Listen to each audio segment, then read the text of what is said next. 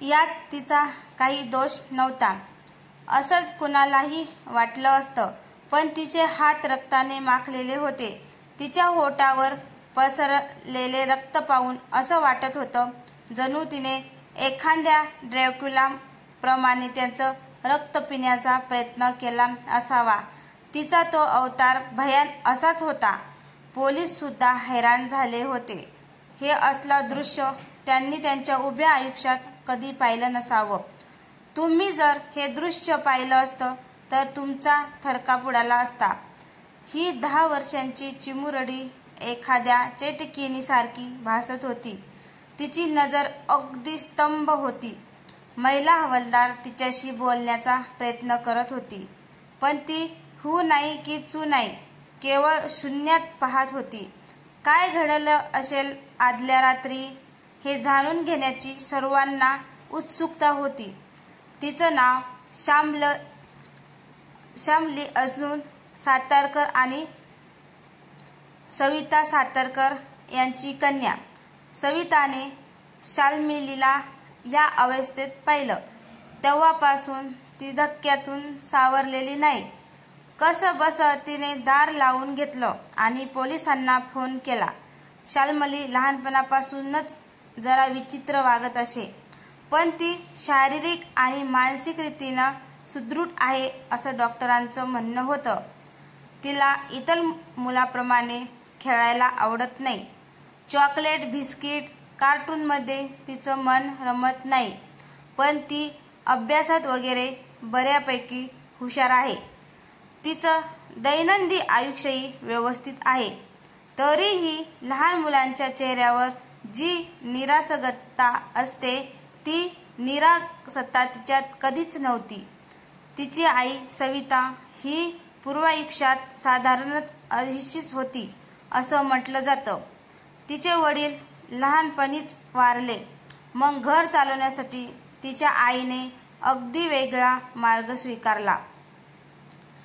धन्याढ्य पुरुषांना आपल्या यौवनाच्या जाळ्यात ओढायचं आणि त्यांना आनंदी ठेवून पैसे मिळवत राहायचे.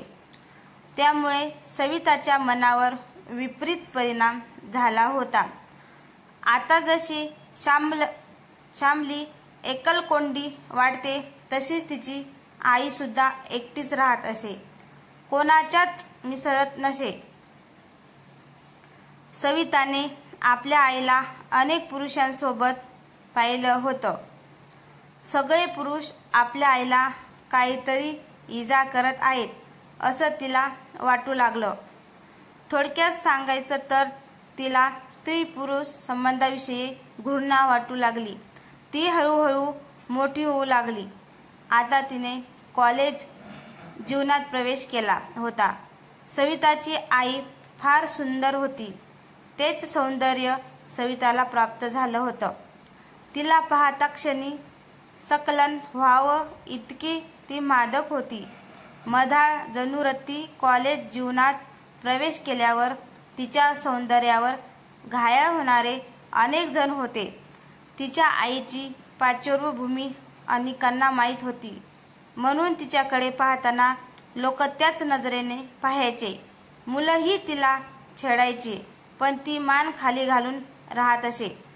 त्या कॉलेजमध्ये एक तरुण प्राध्यापिका होती. तिला या मुलीची खूप दया येत असे. त्या प्राध्यापिकेचे नाव शर्वरी. शर्वरीला प्रश्न पडायचा की ही मुलगी इतकी अक्कलकोंडी कशी? नेमकं काय भोगलं असेल हिनं? शर्वरी सवितामध्ये स्वतःला पाहून लागली. तिने सुरुवातीला सविताशी बोलण्याचा, मैत्री करण्याचा प्रयत्न केला, पण त्याचा काहीच उपयोग झाला नाही. सविताला कोणाशीही मैत्री करायची नव्हती, पण शर्वरीने प्रयत्न सोडले नाही. एकदा एक मुलगा सविताच्या खूपच मागे लागला होता. रात्री अपरात्री तिला फोन करून मेसेज करून त्रास देत होता. सविता खूप घाबरलेली असायची. शर्वरीने हे ओळखलं आणि सविताच्या तोंडून वदवून घेतलं. शर्वरीला जेव्हा कळलं की एक मुलगा तिला त्रास देतोय, तेव्हा शर्वरीने सवितासमोर त्या मुलाचा समाचार घेतला. अगदी त्याला प्रिन्सिपल समोर उभं केलं. ते प्रकरण तिकडे शमल, पण एक नवीन प्रकरण सुरू झालं. शर्वरी आणि सविता खूपच चांगल्या मैत्रिणी झाल्या. सविता शर्वरीच्या घरी जाऊ लागली. शर्वरी घरी एकटीच राहायची. ती दिसायचीही विलक्षण, म्हणजे ती सुंदर होती, आकर्षक होती, यात शंका नाही. इतरांना तिच्याबद्दल आकर्षणही वाटत असे, पण हे आकर्षण जरा भीतीदायकच होते. म्हणजे कॉलेजमध्ये तिच्याबद्दल चर्चा रंगत असे. ती जादूटोणा वगैरे करते असा काही लोकांचा अंदाज होता. पण तिचं कॉलेजमधलं वर्तन अतिशय सभ्य होतं. ती एक चांगली प्राध्यापिका होती, पण सहसा कुणी तिच्या वाटेला जात नसतं. आता सविता तिच्या वाटेला गेली होती. सविता किशोरवयीन अतिसुंदर मुलगी. तिचं सौंदर्य शर्वरीच्या मनात तिच्या कॉलेजमधल्या पहिल्या दिवसापासूनच भरलं होतं. पण हळूहळू सविताला शर्वरीचा कंटाळा येऊ लागला, कारण ती स्त्री कमी आणि पुरुष जास्त होती. शय्येवर सविता स्त्री आणि शर्वरी पुरुष अशी भूमिका ते निभवायचे. पण सविताला पुरुषांची घृणा वाटत होती. दुसरं कारण म्हणजे शर्वरीचं विचित्र आणि विक्षिप्तपणे वागणं. ती जादूटोणा करीत असे अशी चर्चा कॉलेजमध्ये रंगत होती. ते अगदी खरे होते. तिने अमर होण्यासाठी प्राण्याची बळी दिली होती, पण तिच्या तंत्रानुसार आता तिला माणसांचा बळी हवा होता. सविताला त्रास देणाऱ्या तिने काही दिवसापूर्वी बळी दिला आहे. हे जेव्हा सविताला कळलं तेव्हा तिला प्रचंड मोठा धक्का बसला. तिला आता शर्वरीपासून दूर जायचं होतं, पण शर्वरी तिला सोडायला तयार नव्हती. शर्वरी सविताला धमकावू लागली. सविताला कळेना की काय करायचं. याच दरम्यान पोलीस त्या मुलांचा शोध घेत होते आणि शोध घेता घेता ते शर्वरीपर्यंत येऊन पोहोचले. शर्वरीने अमर होण्यासाठी त्याचा बळी दिला हे जेव्हा पोलिसांना कळले तेव्हा त्यांनाही धक्का बसला. सविताने कधी नव्हे ते आपल्या आईसमोर आपलं मन मोकळं केलं. सविताच्या आईने तिला यातून बाहेर पडण्यासाठी मदत केली. सविता समोर आपल्या चुकांबद्दल तिने माफी मागितली, पण तिला समजवून सांगितली की मी जे काही केले ते तुझ्या भल्यासाठी केले. तुला कशाची कमी पडू नये म्हणून केलं. माझं शिक्षण झालं नाही, नवरा अगदी तारुण्यात सोडून गेला, पदरात तू होतीस, माझ्यात कोणतेही गुण नव्हते, ते केवळ सौंदर्य. सविताला आपल्या आईचं म्हणणं पटू लागलं.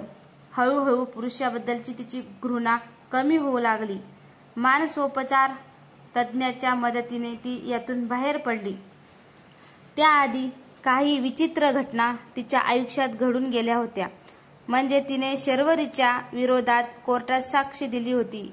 शर्वरी मात्र कोर्टात सविताकडे एकटक पाहत होती. तिचं सवितावर मनापासून प्रेम होतं. ती भयंकर विचित्र होती हे खरंय, पण तिचं प्रेमही खरं होतं. शर्वरीला जन्मठेपेची शिक्षा झाली होती, पण शर्वरीने काही दिवसातच तुरुंगात आत्महत्या केली. सविता आता मूळ प्रवाहात येऊ लागली. शर्वरी हे पान तिने आपल्या आयुष्याच्या पुस्तकातून कधीच फाडून चुरंगळून फेकून दिलं होतं.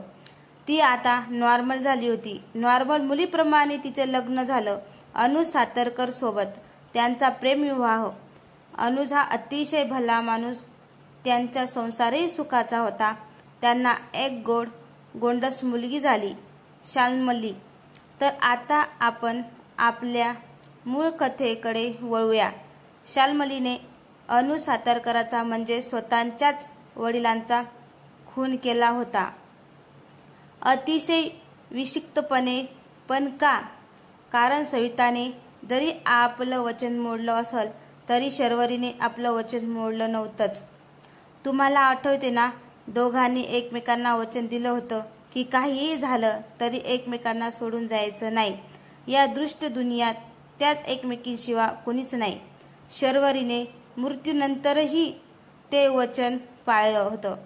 तिच्या आणि सविताच्या मध्ये येणाऱ्या कुणालाही ती जिवंत सोडणार नव्हती. ती जादूटोणा करणार एक भयानक चेटकीण होती. सॉरी म्हणजे आहे. कविता आवडल्यास लाईक, कमेंट आणि सबस्क्राईब करायला विसरू नका. धन्यवाद.